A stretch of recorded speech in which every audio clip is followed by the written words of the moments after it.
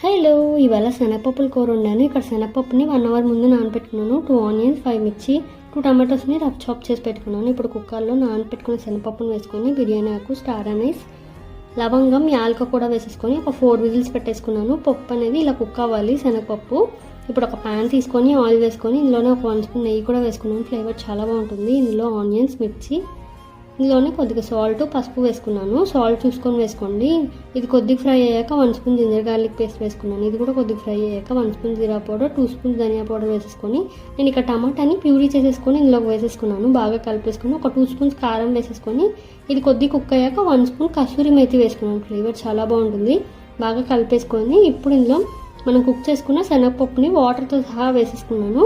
కొద్దిగా వాటర్ కూడా వేసేసుకొని బాగా మీడియం ఫ్లేమ్లో పెట్టుకుని కుక్ చేసుకోవాలి. లాస్ట్లో ఒక 1/2 స్పూన్ గరం మసాలా వేసుకొని దింపేసుకుంటే మన శనగపప్పుల కూర రెడీ. చాలా బాగుంటుంది, ట్రై చేయండి.